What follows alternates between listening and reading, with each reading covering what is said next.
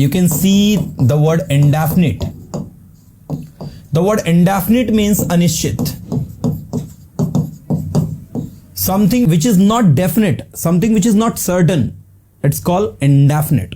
Okay, so in indefinite pronoun generally we have, for example, मैंने कहा कोई आ रहा है, what I say, कोई आ रहा है, और दूसरे मैंने कहा वह आ रहा है. तो यहां पर वह जो है ये प्रोनाउन है, क्योंकि यहां पर एक लड़का आ रहा है जिसकी आप बात करो, तो ये निश्चित हो गया कि भाई चलो ठीक है, तो प्रॉपर प्रोनाउन हो गया. दैट्स वाई ये आपका. लेकिन कोई आ रहा है, हमको पता नहीं कौन है वो, तो ये जो कोई है जिसको हम कहते हैं somebody, ये someone. कोई का दो मतलब होता है, somebody भी होता है, someone भी होता है.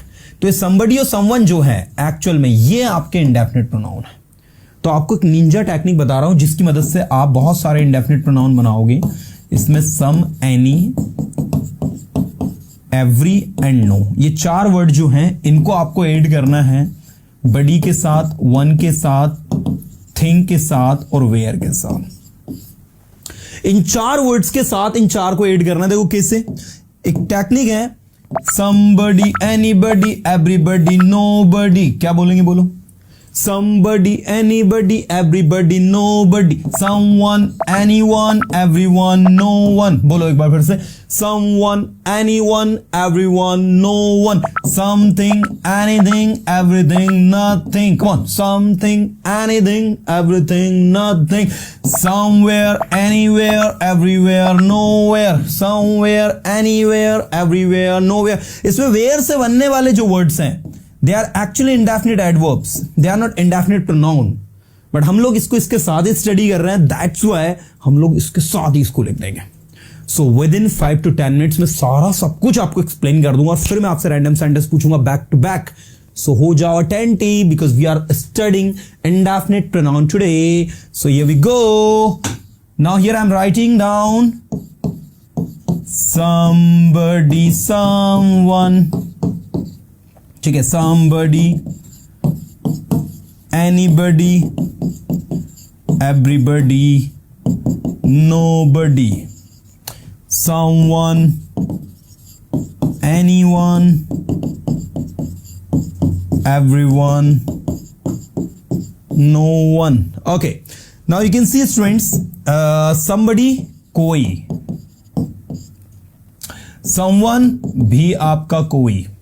ओके, somebody, someone, कोई है ना. नेक्स्ट, anybody,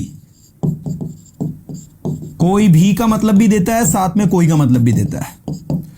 anyone भी आपका कोई भी और कोई का मतलब देता है. पहले तो ये क्वेश्चन उठता है, सर मैं कहां पर someone लगाओ और कहां पर somebody लगाओ, यही है ना दिमाग में.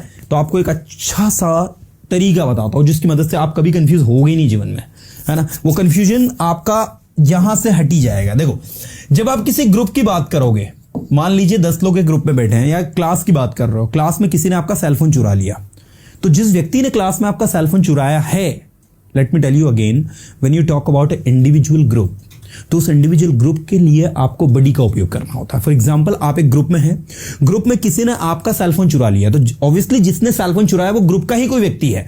तो ऐसे सिचुएशन में आप कहोगे somebody stole my cell phone in the class. अब आप यहां पर देखो, यहां पर आपने in the class लिखा है, ठीक है. At the same time second वाला देखना, somebody के बाद में दूसरा आपका है someone. दूसरा क्या है आपका? someone, है ना. someone stole my cell phone. किसी ने मेरा सेलफोन चुरा लिया इन द मार्केट. अब भैया मार्केट जो है उसमें तो हजारों लोग होते हैं, वो कोई ग्रुप में नहीं अकाउंट होता है. तो जो चीज आउट ऑफ ग्रुप हो रही है, कोई भी हो सकता है दुनिया में, वो वन वाली कैटेगरी में जाता है. मतलब उसके साथ आप समवन, एनीवन, एवरीवन और नो वन लगाओगे, और जो ग्रुप की बात हो रही है उसमें समबडी, एनीबडी, एवरीबडी, नोबडी लगाओगे. और सबसे इंपॉर्टेंट चीज जिस पर मैं यकीन करता हूं, भैया जो मन में है वो लगा दो यार. जहां समबडी लग रहा है वहां समवन भी लगा दोगे, कोई आपको गलत नहीं कहेगा कि आप गलत बोल रहे हो. गेटिंग? आज मॉडर्न इंग्लिश में ये इग्नोर कर दिया गया है. All this things have been ignored कि आप समवन लगाओ कि समबडी लगाओ, एनीवन लगाओ कि एनीबडी लगाओ, एवरीबडी लगाओ कि everyone. No, nobody cares. You know, what cares, nobody cares, ये देखो कोई भी परवाह नहीं करता, नो वन केयर्स, कोई भी परवाह नहीं करता, यू गॉट इट। तो भैया आप क्या करो, what you need to do is that कि आपको जो आ गया ना टंग पर वो बोल दो। हाँ, डिफरेंस पता होना चाहिए, वी शुड नो डिफरेंस, और मैंने आपको डिफरेंस बता दिया कि क्या है। एक ग्रुप की बात करते हो तो वहां पर समबडी, एनीबडी, एवरीबडी, नोबडी लगाना है, और ग्रुप के बाहर की बात कर रहे हो तो someone, anyone, everyone, no one, that is the thing. ठीक है, चलो अब मैं आगे आपको लेकर चल रहा हूं कि भाई somebody stole my cell phone और समवन स्टोल माय, ये तो ठीक है सर, हमको समझ में आ गया। अब एक काम करता हूं, मैं आपको समबडी, एनीबडी, एवरीबडी, नोबडी पढ़ा देता हूं। अगर मैं ये 4 पढ़ा दूंगा तो ये 4 आपके ऑटोमेटिक कंप्लीट हो जाएंगे। क्यों? क्योंकि जैसे ये यूज हो रहा है वैसे ये भी यूज हो रहा है, कोई अंतर ही नहीं है ना। चलिए आइए, तो मैं अब आपको समवन का उपयोग बताता हूं। तो भी समवन या समबडी जो होता है, समबडी या समवन का उपयोग हमेशा याद रखना है एवरीवन, उपयोग हमेशा अफर्मेटिव सेंटेंस में होता है।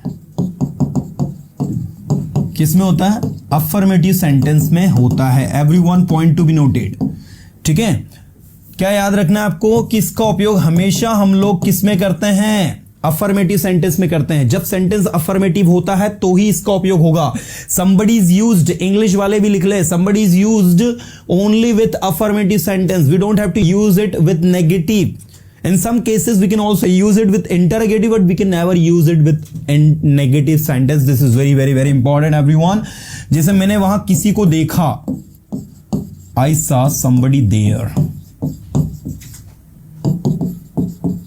अब अगर आप कहो सर मैं इसको नेगेटिव बनाऊं कि मैंने वहां किसी को नहीं देखा, I did not see somebody there, क्या सर मैं ऐसा लिख सकता हूं? क्या ये सही होगा? It would be completely wrong. क्यों? क्योंकि सेंटेंस में डिड नॉट लिखा है तो somebody आ ही नहीं सकता, क्योंकि किसी भी नेगेटिव सेंटेंस के साथ someone, somebody नहीं लगता है। This somebody will change into anybody. somebody किस में चेंज हो जाएगा? anybody में। तो हमने क्या सीखा कि someone का उपयोग हमेशा किस में होता है? someone का उपयोग होता है हमेशा अफर्मेटिव में। लेकिन जो anybody है या anyone है, इसका उपयोग हर जगह हो जाता है। का उपयोग अफर्मेटिव में भी, और अफर्मेटिव में इसका मतलब निकलता है कोई भी, नेगेटिव में भी, नेगेटिव में इसका मतलब निकलता है कोई, और इंटरोगेटिव में भी इसका उपयोग होता है। मतलब आपका ये जो एनीबडी है भाई, इसको कोई परहेज नहीं, ये सबके साथ यूज हो जाता है। लेकिन क्या याद रखना है कि कोई भी, एनीबडी, मैंने कहा कोई भी डांस कर सकता है, एनीबडी कैन डांस। अगर आपने एक मूवी देखी हो ABCD प्रभुदेवा की, तो ABCD उसका मतलब क्या था? एनीबडी कैन डांस, मतलब कोई भी डांस कर सकता है, कोई भी इंग्लिश बोल सकता है। Anybody can speak English, anyone can speak English. कोई भी स्टेज पर आ सकता है, anyone can come on the stage. आप किसी की भी मदद कर सकते हो, you can help anyone, you can help anybody. ठीक है, आप किसी को भी अपनी कार दे सकते हो, you can give your car to anyone, you can give your car to anybody. Okay, so this is the way to use. मैं चाहता हूं कि आप है ना प्रैक्टिकली बोल कर देखो। देखो मैंने कहा 3 अलग अलग सेंटेंस है, 3 अलग अलग वेराइटीज के, तीनों की इंग्लिश देखना आप। किसी ने उसकी मदद की, तो जिसने मदद की हमको नहीं पता किसने करी, तो समवन या somebody जो भी है, somebody helped him। ठीक है, यहां एनीबडी नहीं लगाया क्योंकि किसी ने की मदद। दूसरा देखना, कोई भी वहां जा सकता है, कोई भी आ गया, मतलब एनीबडी कैन गो देयर। तीसरा, कोई यह कर सकता है, कोई भी नहीं आया, कोई यह कर सकता है। सेंटेंस कौन सा? अफर्मेटिव है, मतलब चांसेस ज्यादा बनने के हैं somebody के या someone के। somebody भी लगा सकते हो या someone भी लगा सकते हो। somebody, someone can do it या do this। बेसिकली मैं आपको यह बताना चाहता हूं कि कोई भी जब भी आ जाए, आपने कहा फॉर एग्जाम्पल कोई भी स्टेज पर आकर इंग्लिश बोल सकता है। Anybody can speak English by coming on the stage. कोई भी इस काम को कर सकता है, ये टफ जॉब नहीं है, it's not a tough job, anybody can do this work, you know. So try to speak in this way, इस वे में बोलने की कोशिश करें यार। ओवर हियर, तो यहां पर देखो मैंने आपको somebody समझा दिया, एनीबडी, तो एनीबडी नेगेटिव में लगता है। जैसे आपने कहा मैंने वहां किसी को नहीं देखा, I did not see anybody there. I did not see anybody there. और एक फॉर्मूला होता है, याद रखना सभी, anybody plus not is equal to nobody. क्या कहा मैंने? Anybody plus not is equal to nobody. एक बार बोलो सभी, anybody plus not is equal to nobody. Anybody plus not is equal to nobody, ये याद रखना। तो जब आप किसी से कहो कि मैंने वहां किसी को नहीं देखा, तो I did not see anybody there, इसका मतलब ये है कि आई, ये देखो, सा, कम ऑन, आई सा नोबडी देयर। ठीक है ना? सो आई सा मतलब मैंने देखा, नोबडी मतलब किसी को भी नहीं, देयर मतलब वहां। ठीक है? तो ये दोनों सेंटेंस को देखो, A and B. I did not see anybody there, मैंने वहां किसी को नहीं देखा। और दूसरा सेंटेंस है आई सा नोबडी देयर, मैंने वहां किसी को नहीं देखा। तो ये सिचुएशन देखो आप यहां पर कि ये जो एनीबडी है इसके साथ नॉट लगाकर आपने क्या बना दिया? नोबडी बना दिया। यही सिचुएशन यहां पर एप्लीकेबल हुई है कि I did not see anybody there या आई सा नोबडी देयर, है ना? ऐसे देखो एक sentence, Ravi will not help anyone there. Ravi वहां किसी की मदद नहीं करेगा। मतलब आप क्या कर सकते हैं, नॉट और एनीवन मिलके, Ravi will help no one there. क्या लिख सकते हैं आप इसे? Ravi will help no one there. Ravi वहां किसी की मदद नहीं करेगा, मतलब Ravi will help no one there. No one there किसी की भी नहीं, है ना? तो ये आपका ए और ये आपका बी, राइट? तो ये इस तरीके से आपका बनता है। तो मैं चाहता हूं कि ना इस वे में अगर आप प्रैक्टिस करोगे then it would be better for you. ये आप सभी के लिए बहुत ज़्यादा अच्छा होगा। आप सभी को सारी चीज़ समझ में आएंगी, आप इनके यूजर्स को समझ पाओगे, and the most important things कि आप इसको प्रैक्टिकली लर्न कर पाओगे, है ना? तो somebody हो गया, anybody हो गया, everybody। everybody मतलब क्या होता है? सभी। मैंने कहा सभी वहां जा रहा है, everybody is going there। सभी यहां आ रहे हैं, everybody is coming here। सभी इंग्लिश सीख रहे हैं, everybody is learning English। या फिर everyone is learning English। और एक और चीज अच्छे से याद रखना, जितने भी इंडेफिनिट प्रोनाउन आप यहां पर पढ़ोगे सबके साथ वर्ब जो है सिंगुलर लगेगी। चलो आपसे क्वेश्चन पूछता हूं, बताना कौन सा वाला सही है।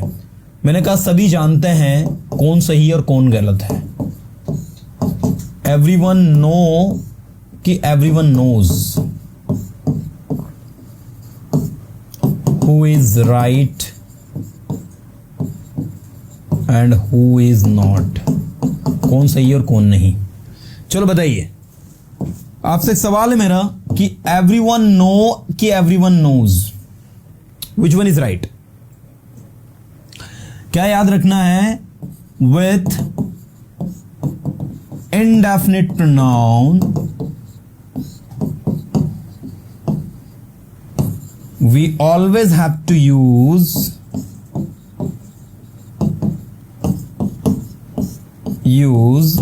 singular verb।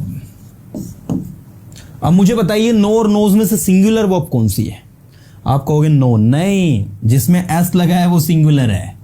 तो right answer would be everyone knows. Everyone know नहीं होगा, ठीक है? वर्ब के केस में सिंगुलर प्लूरल अलग चलता है। जो वर्ब की फर्स्ट फॉर्म होती है वो प्लूरल कंसिडर होती है, लेकिन जो सिंगुलर होती है, सिंगुलर मतलब समझ रहे हो आप?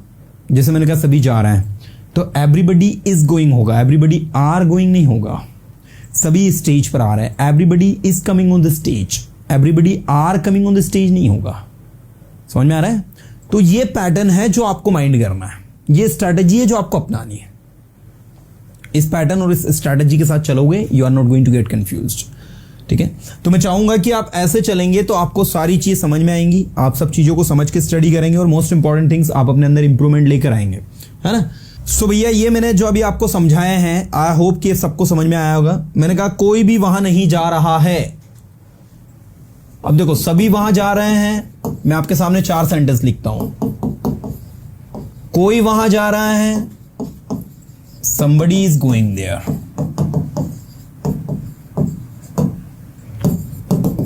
कोई भी वहां जा सकता है, anyone या anybody can go there।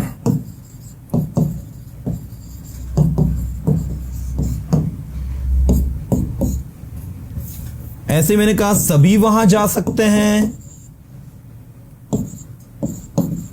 Everybody can go there. कोई भी वहां नहीं जा सकता, नोबडी कैन गो देयर। अब देख सकते हैं sentence A, sentence B, sentence C और sentence D. We have 4 situation over here, 4 अलग अलग डिफरेंट सिचुएशन है। The first one, somebody is going there, कोई वहां जा रहा है। The second is anybody can go there, कोई भी वहां जा सकता है। मैं हिंदी भी लिख देता हूं ताकि आपके पास कंटेंट रहे। कोई भी वहां जा सकता है। तो यहां पर हमने इसको अफर्मेटिव में यूज किया है, ये नेगेटिव में भी यूज होता है। जैसे देखो ई वाला सेंटेंस, अब मैंने वहां किसी को नहीं देखा, आई डेंट सी एनीबडी देयर। अब यहां पर सब्जेक्ट नहीं है, ऑब्जेक्ट के रूप में आया। ये देखो, ये आपका ऑब्जेक्ट के रूप में यूज हुआ है और ये नेगेटिव सेंटेंस में लगा है, तो ये नेगेटिव में भी लगता है आपका। एवरीबडी कैन गो देयर, सभी वहां जा सकते हैं, जा सकते हैं। ठीक है, somebody इज गोइंग देयर, कोई वहां जा रहा है। ठीक है, next, nobody can go there, कोई भी वहां नहीं जा सकता है, कोई भी वहां नहीं जा सकता है। ठीक है, कोई भी वहां नहीं जा सकता है, nobody can go there. So this is the way to practice, ये तरीका है प्रैक्टिस का, ये स्ट्रेटजी है, ये पैटर्न है, और इसके अकॉर्डिंग अगर हम चलेंगे तो कहीं ना कहीं हम लोग चीजों को बहुत अच्छे से कर पाएंगे। तो भैया ये था आपका। अब नेक्स्ट जो मैं आपको बताने वाला हूं वो है वस्तुओं के लिए। Something, anything, everything, nothing. Something कुछ, एनीथिंग कुछ भी होता है इसका मतलब, और कुछ भी होता है, लेकिन कुछ भी सिर्फ अफर्मेटिव में यूज होगा, और कुछ जो है वो नेगेटिव में और इंटरोगेटिव में होगा। एवरीथिंग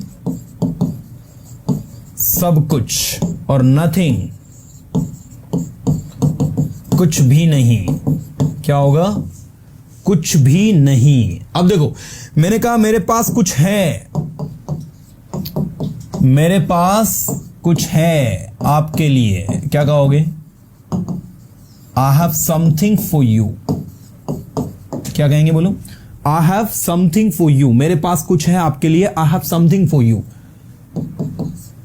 नेक्स्ट, आप कुछ भी खरीद सकते हो, या मैं कुछ भी खरीद सकता हूं। I can buy anything, you can buy anything. जो कुछ भी आप चाहते हो, what ever you want, what ever you want. मैं कुछ भी खरीद सकता हूं जो कुछ भी आप चाहते हो, या तुम कुछ भी खरीद सकते हो जो कुछ भी तुम चाहते हो। यू लगा दो यहां। You can buy anything what ever you want, you can buy anything what ever you want. तो ये अफर्मेटिव सेंटेंस में। नेगेटिव में, तुम कुछ भी नहीं खरीद सकते, यू कांट बाय एनीथिंग। तो नेगेटिव में भी लगता है ये। ठीक है, और दूसरी चीज, नॉट और एनीथिंग मिलकर बन जाता है नथिंग। तो आप ये भी लिख सकते हो कि you can buy nothing. But इस बात का विशेष ध्यान देना है कि आप ये कभी नहीं कह सकते यू कांट बाय नथिंग। अगर आप यहां कांट लिख दो, यहां नथिंग लिख दो तो गलत हो जाएगा। ठीक है, अगर आप यहां कांट लिख रहे हो तो यहां एनीथिंग ही लगाना है। ठीक है ना? तो ये विशेष ध्यान देना, क्योंकि बच्चे यहां पर बहुत ज्यादा मिस्टेक करते हैं। You can't do nothing, it's galat. You can't do anything.